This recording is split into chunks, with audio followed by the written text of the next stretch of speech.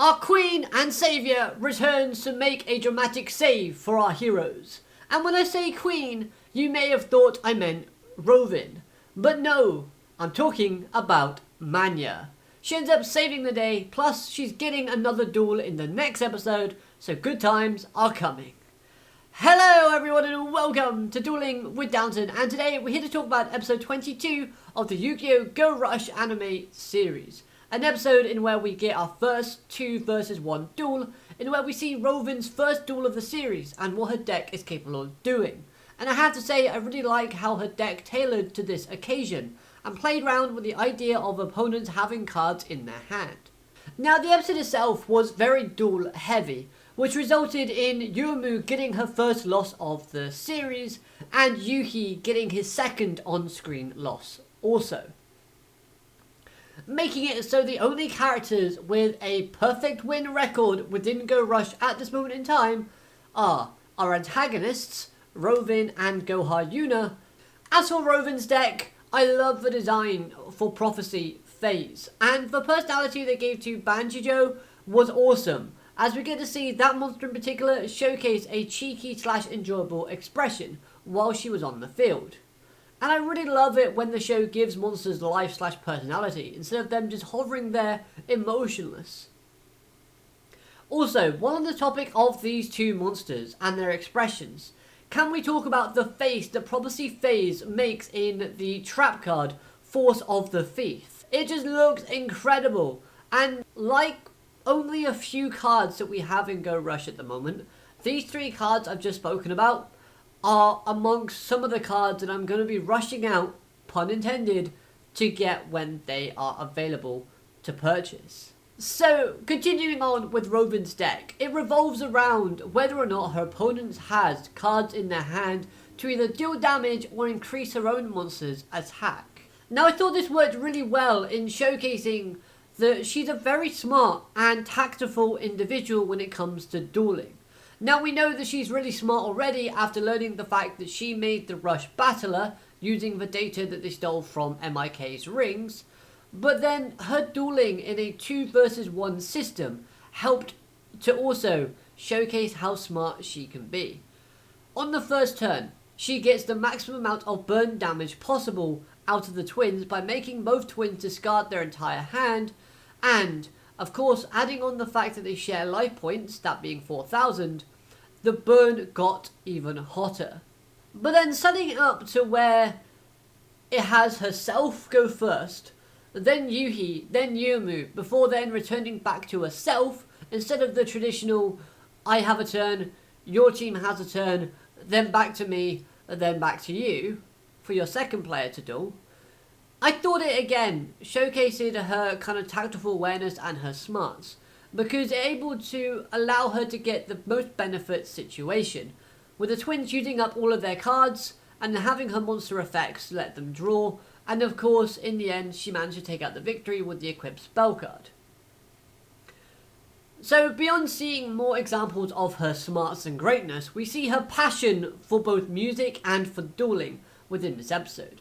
Her berserk state only arrived after getting upset over the twins' reasons for dueling, thinking that it's selfish and takes away what she thinks dueling stands for. Now as a side note, I really like the design for her berserk state. Yes, it's similar to Rovian's, but I think it's a lot better, and I love the fact that it's an antagonist using this berserk mode at this moment in time, and it just feels a lot more serious and it feels a lot more effective in the way that they're using it. She's always talking about freedom and how important that feeling is to her. And yet, I feel like there are a couple of contradictions to what she says and does within this episode. Firstly, the obvious one. If people and aliens are meant to be free, then why supposedly is Yugioh trapped inside of a t-shirt held captive? Like, Yugioh at this moment in time is not free. Secondly, the Rush Battler system that she made was said to have created order within the alien residency area, and with that, yes, I agree, it benefits them by allowing them to move around a lot more freely in the intense gravity, because every planet has a different gravitational pull, making it so that everyone is equal in moving around. However, the contradiction to this is the fact is that once the Rush Battler system is stripped of all of their points, it's designed so that the people that own those Rush Battler caps lose their ability to stand in that gravity. Which goes against the image of her healing aliens and her wanting them to have freedom. Because if they're tied down with this intense gravity, then they're not free to do what they are pleased to do. So without the Rush Battling points, people cannot express their love and passion for dueling, which is one of the things that triggered, who am I talking about again? Rovian into, going into a berserk state, because from her perspective, there wasn't that passion and that drive and that pure emotion from her opponents. Now lastly, on Rovian's character, I think the line at the end about her saying about this clock tower to the twins was a piece of advice, and I feel like this is actually going to be important moving forward. How? I haven't quite figured that out yet. But a lot of things that she says does seem like complete nonsense. Honestly, they could be. But at the same time, some of them could actually be little important hints of information. And it'd be interesting to go back and listen to everything that she says and see if there's kind of like a story or a higher theme going on with all of her little phrases and expressions. Now also, during the duel, we finally learn of a goal for Yumau. Space treasure. What is this? Well, we don't really know yet. But it's really interesting how Rovian does know about this. And the fact is that Yumau also wants it. We know that Yumau can get a bit greedy from time to time. We've seen that plenty of times already within the series. But it's also intriguing to note that whatever this might be, she hasn't told Yuhi about it, so she's keeping a secret. Now I also want to know how Yumau came to know of the existence of this so-called space treasure. Like, was it written in a book that she once read ages ago? Was she told by somebody about this space treasure? Or is it a story lost in legend and myth? This is something that needs to be explored moving forward, and I can't wait until they touch upon the subject again. And staying with the twins, although there was a small amount of chemistry between the two, I did like seeing it. Now, this is obviously from a dueling perspective. I thought it was great that we get to see this in how Yuhi helped decrease Rovian's monsters in terms of the attack points to boost the chances of Bluetooth effect triggering. Kind of displaying the fact is that Yuhi and Yumau know of each other's dueling tactics and habits, and they play to help better benefit each other as they were a team dueling together. But, the thing that really disturbed my enjoyment of this episode was the lack of consequences that the twins suffered from losing this duel. They lost only to be saved and then given more points so that they could move. I get it, for plot convenience they need to be able to move around. But I wanted to see them actually have to earn these points again. Have to actually, do something valuable to get it, instead of just being gifted them once more. Of course, we do have the whole they didn't save Yugioh situation, and the ship did partly break, which asks the question, does that mean that Yuhi can't duel anymore? Still though, again, I thought it was too easy for our heroes to get back up and to get back into the dueling habit. I was also a bit disappointed in seeing how the twins were shocked at the revelation of Rovian having a equipped spell. Like, come on you two. If the underling in Yugioh Yuna has an equipped spell, then of course the queen should also. It's common sense.